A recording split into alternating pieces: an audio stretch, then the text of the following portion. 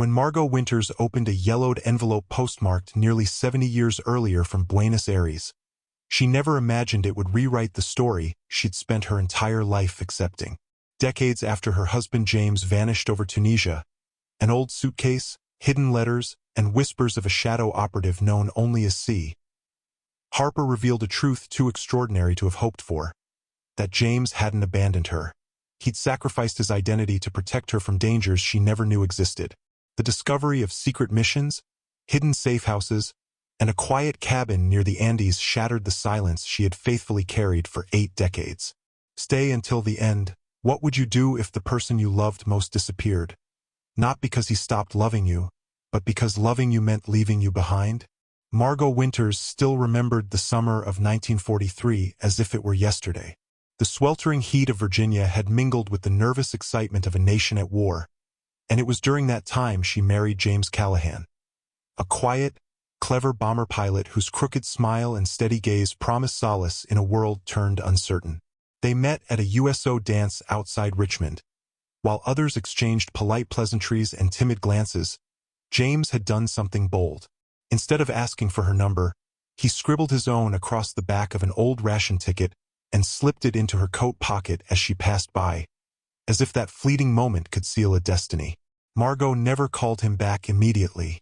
Instead, the next afternoon, with the kind of determined tenderness only someone who truly believed in second chances can muster, she made her way to his barracks bearing a thermos of coffee and a book of crossword puzzles, her small, unspoken way of saying, "I am here, I care."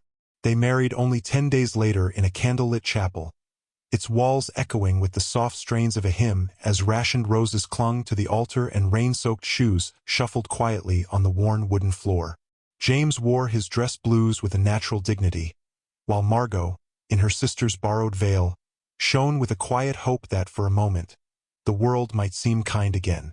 That night, as they lay side by side on the cusp of deployment, James leaned in close, his voice barely a whisper above the hum of distant engines. "If anything happens, I'll find a way to keep my promise. Even if it's just a single word, I'll write it." And in that tender intimacy, with promises traded in the half-light, Margot believed him without hesitation. But fate, relentless and indifferent, soon tore through their fragile happiness. 2 weeks after their wedding night, after 17 days of a love that had burned fiercely against the darkness, James's plane vanished over Tunisia during a routine reconnaissance run. A sudden, violent storm had swallowed his squadron whole, leaving no trace behind. There was no crash site to search, no transmission to decode, no survivor to offer a final goodbye. In June, a terse telegram arrived with the chilling message, "Missing in action." No further details available at this time. For Margot, who had only just begun her life as a wife, the message was like a death knell. At 22, barely a wife for 17 days, she was forced to reckon with the unbearable finality of official loss. In the months that followed, the world seemed to pivot on an axis of grief and rebuilding. Headlines changed, dresses were cut shorter, and radios began playing songs of hope and renewal. Yet for Margot, the promise she'd shared with James remained suspended in time, a single word of assurance echoing in the recesses of her heart. The military claimed it had been an accident, a classified mishap in the chaos of a war-torn landscape, but Margot knew deep within her that something was off. James had been too careful, too deliberate. He had once mentioned, with a quiet intensity that belied the everyday routine of military life, "The war's not over just because the bombs stopped." That cryptic remark, made in the fragile hours before his departure, had haunted her ever since. Margot's life went on as the years passed. She remained in the same brick house in a small Virginia town, teaching English literature at the local school and managing a modest existence filled with routines that offered a semblance of stability. She remarried once, a brief union with a kind man she never quite learned to love, and then divorced quietly, raising a son on her own. Yet through all the change, one thing remained constant: the ring James had given her on their wedding day. She never took it off. It was as if the ring, a simple band of silver once gifted with such earnest promise, was a tangible connection to the man she had loved so fiercely, a symbol of a promise that had never been broken. In the quiet solitude of her attic, among stacks of old boxes and forgotten relics, there was one box that Margot never dared to open again. It was a scuffed leather suitcase, returned to her after James was declared missing in action. Inside, it had held his dog tags, 2 battered flight logs, a flight pin, and the silver cufflinks she had once given him as a wedding gift, cufflinks engraved with the precise coordinates of the chapel where they had exchanged their vows. In her grief, Margot had locked the suitcase away beneath the rafters, burying it as one might bury the painful memories of a lost future. Decades later, in the spring of 2023, Margot, now 101 years old, with memory that was a patchwork of sharp clarity and soft, fading edges, was living with her granddaughter Nina while the old house underwent extensive renovations. Despite her age, her eyes still flickered with the precision of youth, and her voice retained a quiet gravity that commanded respect rather than pity. It was on one unassuming April afternoon that fate stirred the long-dormant embers of a past Margot had resigned herself to forever. A contractor, busy with attic insulation, accidentally knocked over a leaning stack of boxes. The old suitcase, long hidden away, split open with a soft, accusatory sigh. Tucked beneath its torn lining, jammed between fabric and frame, was a single yellowed envelope. Its postmark read Buenos Aires, Argentina, May 1954, and the sender's name, though barely legible, was unmistakably that of James Callahan. Nina's breath caught in her throat as she hurriedly carried the envelope downstairs and placed it in Margot's trembling hands. Margot stared at the envelope as though it might vanish from sight, her fingers shaking with both anticipation and fear. With deliberate care, she slit the envelope open. Inside was a neatly folded letter, its faded ink written in a tight, precise script that Margot recognized with immediate clarity. My darling M, if this ever reaches you, the worst has passed. I am alive, but I had to disappear. For you, for others. I pray you never receive this because that would mean it wasn't safe to stay silent. They think I'm dead. It's better that way. But I promised I'd write. So I did. I just never mailed them. Until now. The words trembled in the silence of the attic as if echoing from a distant past. Margot's voice cracked when she whispered, "He didn't leave me. He was trying to come back." In that moment, the decades of quiet mourning and unanswered questions coalesced into a single, heart-wrenching revelation. James had not abandoned her out of cruelty or neglect. He had been forced into silence by a world far more dangerous than she had ever imagined. Nina, a researcher with a fierce determination and a compassionate heart, immediately plunged into the mystery. She spent countless hours scouring declassified CIA archives, cross-referencing OSS records, and tracking the labyrinthine routes of covert operations that spanned post-war South America. With every new document and every redacted memo, the trail grew stranger. Official records showed no sign of James Callahan after 1943, yet an enigmatic alias kept surfacing in the background. C. Harper. In a faded photograph recovered from an Argentine file, a man in mirrored sunglasses, standing beside a military jeep in the rugged Andes, exuded the same quiet strength and crooked smile that had once lit up Margot's world. It was him unmistakably. The deeper Nina delved, the more the official story unraveled. She discovered that during the chaos of James's final mission, his convoy had been attacked while crossing into East Germany, but not as a tragic accident, as the military had claimed. Instead, the records hinted at a covert operation gone awry, one in which James had been tasked with a sensitive mission: to extract a Soviet linguist whose knowledge of nuclear deployment along the Iron Curtain was critical to Allied intelligence. In the ensuing confusion, when his plane had vanished over Tunisia, James had been forced to disappear, not out of misfortune, but as a calculated sacrifice. He had chosen to erase his own identity for the sake of protecting others, leaving behind a trail of cryptic letters and hidden messages. The faded envelope from Buenos Aires, the unsent letter, and the mysterious alias C. Harper painted a picture of a man who had lived in the shadows, his true self sacrificed on the altar of duty. Margot's eyes, though dim with age, shone with a mix of sorrow and a rekindled hope as she listened to Nina explain the discoveries. For so long, She had believed that James was gone forever, lost in the roar of war and the cold indifference of military bureaucracy.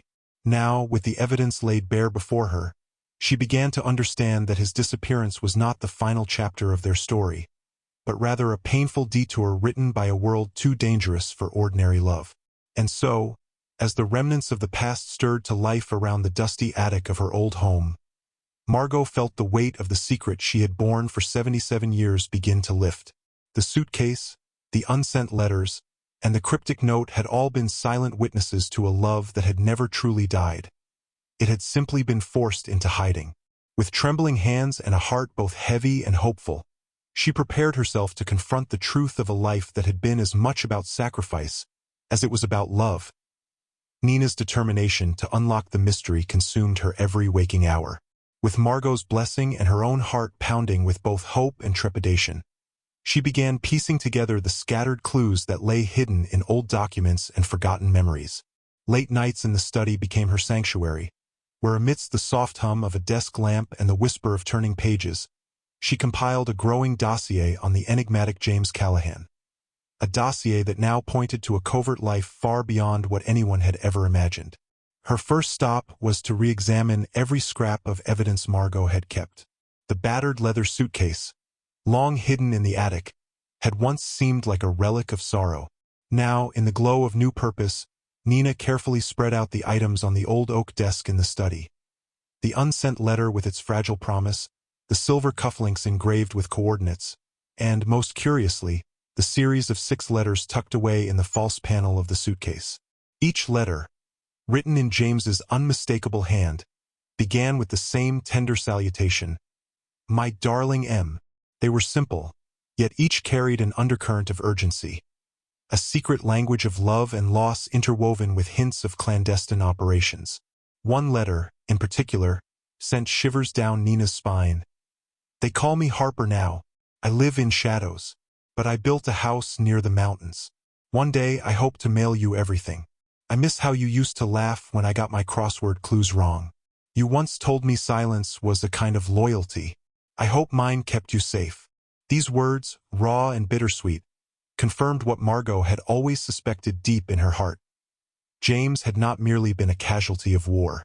He had chosen to vanish from her life for reasons that went far beyond the tragedy reported by the military. Instead, he had willingly assumed a new identity, sacrificing the man she loved so that she might remain untouched by the dark, dangerous undercurrents of a post-war world. Nina's investigation led her next to Clive Strathmore, the retired MI6 decoder in Oxfordshire whose terse explanation had first set her on this labyrinthine path. In a modest cottage lined with dusty books and framed photographs of wartime heroes, Strathmore had confirmed that the note discovered in the Les Miserables was part of a courier cipher used during the early Cold War. The edges of that paper were shaved to fit inside a book's spine, he had explained in a voice that trembled with recollection. It was a secure method for transferring messages when words were too dangerous to speak aloud. His recitation of the coded message, "Transfer route terminated, assets separated, ID assumed, package intact, emergency relocation approved," had sent Nina's mind spiraling. Every phrase resonated with the weight of decisions made under pressure, with the bitter calculus of national security that had forced a man to forsake his own identity. Armed with this insight, Nina turned her focus to the financial trail. In cooperation with a discreet contact in Geneva, she learned that a pension account had been maintained under the name Eric Dalton. Opened in 1953 and left untouched until at least 1965, the account's last recorded mailing address was in Zurich. The archival paper trail suggested that the intelligence community had kept this account active as a kind of dead man's switch, a precautionary measure to allow the asset, if ever deemed safe, a quiet way to re-emerge into society. This notion both baffled and fascinated Nina. Why would the system, designed to erase identities, preserve an account for someone whose life had been so meticulously wiped from the records? The answer, it seemed, was that even in their darkest operations, the intelligence agencies believed in a possibility of return. A belief that perhaps, in some rare, secret moment, the man they had forced into the shadows might be allowed to reclaim his life. Eager to trace this financial breadcrumb further, Nina enlisted the help of a local investigator in Zurich named Bettina, who specialized in genealogical research and archival digging. Bettina's meticulous work led to the discovery of an old P.O. box registered under the name Eric Dalton. Although the box had been active until the late 1960s, further investigation at a nearby records office unearthed a death certificate for Dalton dated 1978. Cause of death: heart failure. However, there was an unsettling note. No next of kin had been recorded, and the document bore the marks of a hurried filing, as though it had been processed solely to close a file rather than to honor a life. Bettina's report did not end there. A conversation with the landlord of a small retirement flat near Lake Zurich revealed that when Dalton's tenant died, the authorities confiscated his belongings. The landlord's widow, with a voice tinged with nostalgia, recalled a reclusive man who had left behind a box filled with personal effects. In that box were found a worn typewriter, a journal filled with fragmented, coded entries, and a photograph that stopped Bettina in her tracks. A photo of a man, aged and bearded, sitting on a park bench with a copy of Les Miserables resting beside him. The man's eyes, though shadowed by the passage of years, retained the same gentle clarity that Margot had cherished in her memory of James. In that photograph, every detail seemed to whisper the truth of a man who had never truly stopped loving. On the final page of the recovered journal, in a handwriting that was unmistakable despite the ravages of time, was a single, haunting line. "She was the only peace I ever knew, couldn't come back, but I never left." That sentence, so small and unadorned, carried the weight of a lifetime's secret sorrow, a confession from a man forced to disappear, leaving behind only coded messages and hidden mementos of a love that endured despite all odds. With every new piece of evidence, the enigmatic puzzle of James's fate grew more intricate. Nina compiled her findings into a dossier, a mosaic of faded letters, cryptic codes, archival photographs, and financial records. The dossier painted a picture of a man who had sacrificed his former life as Lewis Carmichael to assume the identity of Eric Dalton, and later, under the shadow of operations so secret they were known only by the codename C. Harper, had been forced to vanish completely from public memory.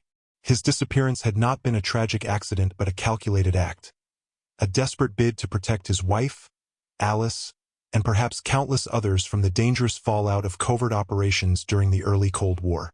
Nina's dossier now rested on her desk in a cluttered office in Washington, D.C., where she worked as an independent researcher. The evidence was irrefutable in its own quiet, devastating way. And yet, for all its clarity, it raised as many questions as it answered. How could the man who had vowed to bring you back something ridiculous from Berlin have chosen a life in the shadows? And what had become of the promise he had made on that fateful night in 1943, when he had whispered that he would write even if only one word could save her? That night, as Nina sat alone in the dim light of her office, the final lines of the coded message replayed in her mind. Transfer route terminated. Assets separated. ID assumed. Package intact. Emergency relocation approved. It was as if these sterile words masked a torrent of emotion, a desperate act of sacrifice born out of a love that had transcended the very limits of duty and danger. Nina's eyes fell upon the faded photograph of James, the one taken from an Argentine file, and she felt a surge of determination.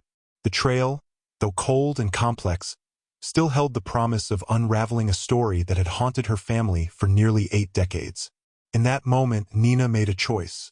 She would follow every thread, no matter how tenuous, no matter how dangerous. For if Martin Callahan had vanished to protect the one he loved, then perhaps there was a way to understand the depths of that sacrifice and to honor it. With trembling resolve, she began drafting emails, contacting retired archivists and intelligence historians, piecing together a network of informants who might be willing to share what they knew of Operation Larkspur and the covert reassignments that had once erased entire identities. Outside, the world moved on in a steady, indifferent rhythm. But inside Nina's small office, every ticking second was charged with purpose. The story of James Callahan, a man who had been forced to vanish and live as a ghost, was about to be told in full. And as Nina's fingers flew over the keyboard, she couldn't help but ask the silent question that had haunted her since the discovery of that fateful envelope. What would you do if the person you loved most vanished not because they stopped loving you, but to keep you safe? Armed with the mounting evidence and the cryptic clues gathered over months, Nina and Margot embarked on one final journey, a pilgrimage to Argentina, where fate had left its quiet mark on their family history. The flight was long and arduous, but Margot, with her unwavering determination and a heart that had carried sorrow for decades, insisted that she needed to see the house where James had once lived. The idea was not to resurrect painful memories, but to close a chapter that had long been left open. When they arrived near Salta, the landscape was a rugged mix of sun-baked earth and scattered vegetation, a world away from the familiar gentle greens of Virginia. A local investigator, Bettina, guided them to a remote village where the remnants of a once-standing house lay collapsed into the earth. Margot's eyes, though clouded with age, shone with a mixture of disbelief and resolution as she stared at the ruin. Beside the house, still firmly attached to a rickety fence, hung a weathered postbox. Its paint was chipped and faded, but above its narrow door, a small inscription, chiseled into the wood with surprising clarity, read, "I never stopped loving you." For a long, suspended moment, Margot stood before the postbox, her hand trembling as she pressed her fingers against the carved words. The texture of the wood, rough and cold, seemed to echo the passage of time and the countless nights she had spent waiting in vain. Yet now, in that singular instance, a quiet clarity began to dawn on her. She murmured softly, "Now I can go home." In that whisper lay a liberation born of decades of unanswered questions, and a resolve that the long, lonely vigil was finally over. The discovery of the inscription, paired with the evidence of James's secret correspondence, letters hidden in the false panel of the old suitcase, the cryptic note in the battered envelope from Buenos Aires, was overwhelming. For Margot, the revelation was not a reawakening of grief, but rather the gentle closing of a long, painful chapter. She recalled the promise James had made on that stormy night before his final departure, the promise that even if he had to disappear, he would leave a single word of hope. That promise had carried her through the darkness of lost years, and now it shone with new meaning. In the days that followed, Margot and Nina slowly retraced every step of the trail, revisiting archival records, contacting old acquaintances in the intelligence community, and even speaking to locals who remembered a mysterious figure who once roamed the streets of Salta. Each new discovery deepened the mystery of James's covert life. How he had been forced to assume a new identity as James Harper, and then, through further manipulation, had his existence officially erased from public records. Yet, amid these revelations, one fact remained irrefutable. He had not abandoned Margot out of indifference. Every piece of evidence, from the faded letters to the meticulously engraved cufflinks, and even the unsent messages hidden within a battered book, testified to a love that had survived even the cruelest of separations. One late afternoon, as the golden light of early summer slanted over the broken house, Margot and Nina sat on a nearby bench. The air was still, filled only with the distant murmur of life and the soft whisper of memories. Margot's gaze was fixed on the postbox, her thoughts swirling with images of a man she had long mourned. "I always believed," she said quietly, "that James disappeared to protect me, that his silence was a way to keep me safe from the dangers of a world he had been forced to hide in." Her voice, though frail, carried the weight of years lived in quiet vigilance. And now, with these letters, with this final message carved into that old postbox, I know the truth he wanted me to see. Nina reached over and squeezed her grandmother's hand. "You never stopped loving him, and he never stopped loving you," she whispered. "All those years, his messages were his way of saying he was still here, watching over you from the shadows." The words resonated deeply with Margot, filling her with a bittersweet peace. In the weeks that followed, Margot's steps grew lighter. The old house, with its creaking floors and familiar corners, now seemed like a repository not just of pain, but of the quiet triumph of enduring love. She began to share her story with close friends at the care home, recounting the mysterious discovery in the attic, the coded letters, and the secret correspondence from a man the world had long believed dead. Her voice, steady and clear, recounted how every piece of evidence reaffirmed what she had always known deep within her soul, that James had not been lost to fate, but had been compelled to vanish for her protection. A sacrifice that had preserved his love, even if it meant living as a ghost.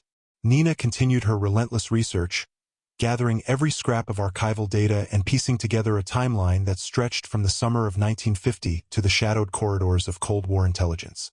She collaborated with retired intelligence officers and historians, slowly weaving together the narrative of Operation Larkspur, the covert mission that had forced James into the shadows. Through painstaking interviews and combing through declassified files, she learned that Martin Callahan, as he was known to the world, had been rebranded to ensure that his true identity would be forever obscured. The documents hinted at internal debates, clandestine memos, and a network of safe houses that had kept his secret safe. The truth was complex and maddening, yet one clear message shone through. Every action, every sacrifice, had been driven by an unwavering commitment to protect Margot. One crisp morning, as the sun broke over the horizon and painted the world in soft hues of hope, Margot sat by the window of her care home, the golden light playing upon her lined face. In her hand, she held the silver cufflinks, engraved with the exact coordinates of the chapel where she and James had once exchanged their vows. With a gentle sigh, she traced the numbers as if trying to feel the touch of his hand. "He kept his promise," she murmured, a serene smile crossing her lips. "I never truly lost you." In that moment, the heavy years of solitude and uncertainty lifted, replaced by a quiet, resolute acceptance. Though James had never come back in the conventional sense, every hidden letter, every secret message had affirmed that his love had remained, a constant beacon in a turbulent world. The culmination of the investigation and the discoveries had a transformative effect on Margot. Encouraged by Nina's dedication, she decided to compile her memories and the fragments of the uncovered story into a memoir, a testament to a love that had been tested by war, hidden by necessity, yet never extinguished. With trembling hands, she began to dictate her recollections. The early days at the USO dance, the passionate but brief honeymoon, the heart-wrenching farewell at the train station, and the years of quiet longing that followed. Her voice, though soft, carried the wisdom of a life lived in the shadow of both loss and enduring hope. Meanwhile, Nina's dossier continued to grow. Every new detail added another layer to the intricate tapestry of James's secret life. Despite the labyrinthine complexity of covert operations, the conclusion was clear: James Callahan had never truly abandoned Margot. Instead, he had chosen to vanish into a world of coded messages and hidden identities, a world where love, even when forced into silence, could still speak through carefully concealed notes and clandestine correspondence. On a bright afternoon in late spring, the final pieces of the puzzle seemed to fall into place. Nina received a final report from a retired archivist in Zurich confirming that the pension account maintained under the name Eric Dalton had been left untouched, a silent acknowledgement that, deep in the bureaucratic recesses of intelligence, Martin's true identity had been preserved as a contingency. The archivist's final words on record were a quiet tribute. In the system's darkest corners, some assets are never truly lost. They simply await the day when their light can shine again. That same day, as Margot and Nina sat together in the care home's sunlit garden, Margot reached up to the window and, with a mixture of relief and finality, said, "I know now. He never stopped loving me." It was a declaration that felt like a long, overdue exhale, a moment when decades of silent waiting and hidden sorrows melted into a single, clear truth. In that gentle affirmation, the painful gaps in the official story were finally filled with the quiet, enduring power of love. As the days grew warmer and the garden bloomed anew, Margot's memoir took shape, a beautiful, if bittersweet, chronicle of a love story that had survived against all odds. Nina helped transcribe her words, preserving every detail of the secret letters, the hidden messages, and the evidence of James's covert life. The memoir was not just a record of loss, but a celebration of a love that had defied the harshest realities of war and the ruthless demands of duty. It was a reminder that while official histories might erase the personal, the human heart never forgets its own truth. In the final weeks before Margot passed, the world around her seemed to soften into gentle hues of acceptance. Family members visited frequently, sharing quiet moments over tea and reminiscing about happier times. In those tender gatherings, the legacy of James Callahan was honored not as a tragic casualty, but as a man who had made the ultimate sacrifice to protect the woman he loved. The golden cufflinks, the letters, and even the battered suitcase. All these artifacts became symbols of a life lived in the interstices of secrecy and passion. When Margot finally slipped away peacefully, it was with the quiet dignity of someone who had come to terms with the truth. She was laid to rest with the original copy of Les Miserables in her hands, and the final unsent letter tucked carefully within the pages. A final, silent goodbye to a man whose love had outlasted even death. At her graveside, her granddaughter Nina and the few close family members who remained shared tearful vows that Margot's story, and the story of James Callahan, the man who never stopped writing, would be remembered for generations to come. In the years that followed, Nina dedicated herself to preserving every fragment of this long-hidden history. She donated the recovered documents, the ciphered messages, and the alternate ID to the Museum of Wartime Intelligence in Washington, D.C., where they were exhibited under the title The Silent Ones, Unsung Agents of Operation Larkspur. A placard beneath the display read, "He disappeared to protect her, but left behind a trail that only love could follow." Visitors from far and wide would pause before the display, reading the poignant words and the faded photograph of James, taken long ago at a train station, his smile full of promise, and marveling at a love story that transcended the boundaries of time, war, and secrecy.